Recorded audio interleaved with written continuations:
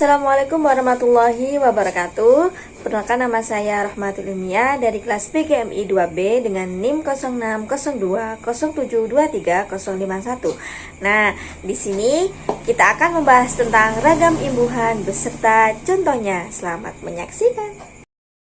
Nah, apa saja sih yang akan kita bahas dalam materi kali ini? Yang pertama, pengertian imbuhan. Yang kedua, fungsi kata imbuhan. Yang ketiga, jenis-jenis kata imbuhan. Yang keempat, makna dari kata imbuhan. Yang kelima, contoh kata berimbuhan dan maknanya. Yang pertama, pengertian imbuhan. Imbuhan atau afiks adalah bunyi yang ditambahkan pada kata di awal, di akhir, atau di tengah, atau gabungan di antara tiga kata imbuhan itu untuk membentuk kata baru yang artinya berhubungan dengan kata yang pertama. Imbuhan atau afiks adalah kata yang ditambahkan pada kata dasar. Pengimbuhan pada kata bertujuan untuk mengubah kelas kata serta makna yang terkandung di dalamnya. Yang kedua, fungsi kata imbuhan. Fungsi kata imbuhan yakni membentuk kata benda, membentuk kata kerja, membentuk kata sifat, membentuk kata bilangan, dan membentuk kata keterangan. Yang ketiga, jenis-jenis kata imbuhan. Apa saja sih jenis-jenis kata imbuhan itu? Yang pertama, imbuhan berdasarkan posisinya. Prefiks atau awalan. Prefiks adalah jenis imbuhan yang letaknya di awal kata dasar, seperti meng, ter, ber, ke, per, peng, meng, memper, dan lainnya. Contoh, melamar, tertutup. Sufiks atau akhiran. Sufiks adalah jenis imbuhan yang letaknya di akhir kata dasar, seperti an, kan, nya, dan i. Contoh, panaskan, lamaran. Infiks atau sisipan. Infiks adalah imbuhan yang letaknya disisipkan di tengah kata dasar, seperti el, in, dan e. Contoh, temali dan seruling. Konfiks atau gabungan awalan dan akhiran. Konfiks adalah imbuhan yang terletak di awal dan di akhir kata dasar, dan biasanya juga disebut simulfiks, seperti kean, peran, beran, dii, dikan, pengan, kean, memperi, memperkan, mekan. Contoh, perkotaan, seandainya. Kedua, imbuhan berdasarkan penggunaannya. Imbuhan produktif adalah imbuhan yang mempunyai frekuensi penggunaan tinggi, seperti se, ber, meng, per, dan lainnya. Imbuhan tak produktif adalah sebuah imbuhan yang mempunyai frekuensi penggunaan rendah, seperti el, wati, is, dan lainnya. Yang ketiga, imbuhan untuk serapan bahasa asing. Imbuhan bahasa Arab fungsinya sebagai pembentuk atau penanda kata sifat seperti a dan i. Contoh, manusiawi. Imbuhan bahasa Sanskerta fungsinya sebagai pembentuk kata benda, seperti man, wan, dan wati. Contoh, budiman, wartawan.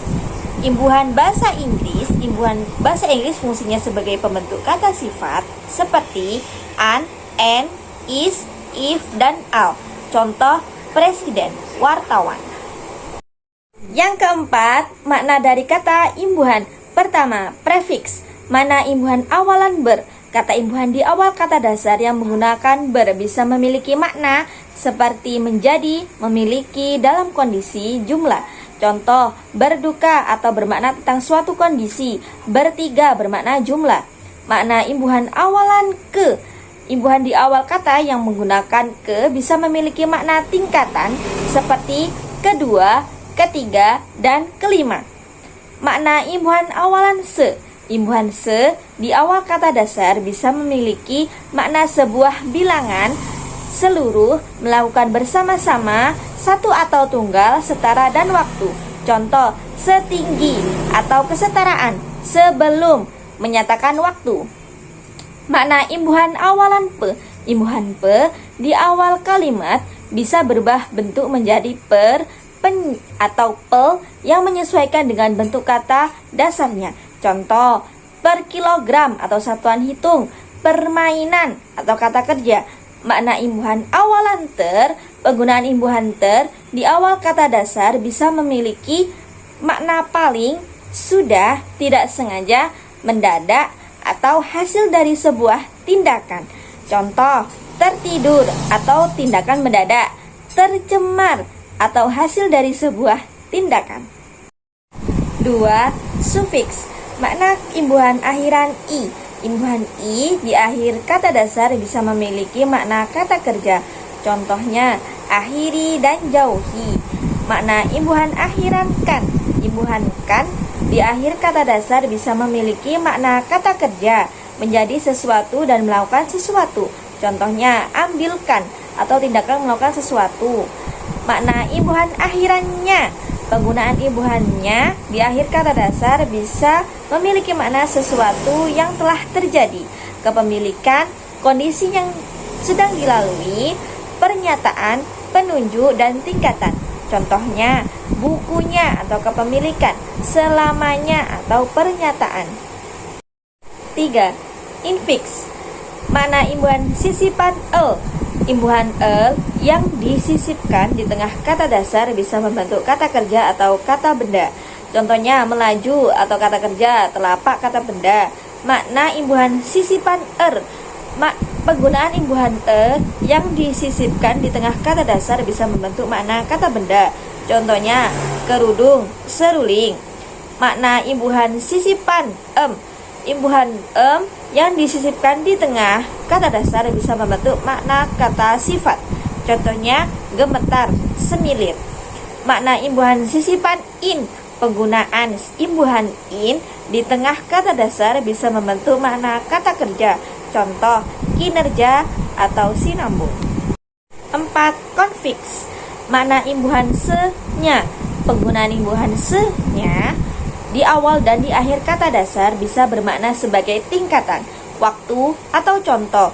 Contohnya, sepandai-pandainya atau tingkatan, dan setibanya atau waktu. Makna imbuhan pean. Penggunaan imbuhan pean di awal dan di akhir kata dasar bermakna sebagai cara, tempat, dan alat. Contoh, perumahan atau tempat, penglihatan atau alat. Makna imbuhan beran. Imbuhannya terletak di awal dan di akhir kata dasar, seperti beran, bisa membentuk makna saling dan perbuatan yang dilakukan banyak orang. Contoh, berpandangan atau saling, berhamburan atau perbuatan. Yang kelima adalah contoh kata berimbuhan dan maknanya. Pertama, berlari. Ber adalah kata imbuhan ditambah kata lari. Kedua, mengajar. Meng adalah kata imbuhan ditambah kata ajar. Ketiga, terhormat. Ter adalah kata imbuhan ditambah kata hormat. Saja yang dapat saya sampaikan pada presentasi kali ini. Saya mohon maaf apabila ada kata atau perilaku saya yang kurang berkenan di hati panjenengan semuanya. Sekian saya akhiri. Wassalamualaikum warahmatullahi wabarakatuh. Terima kasih.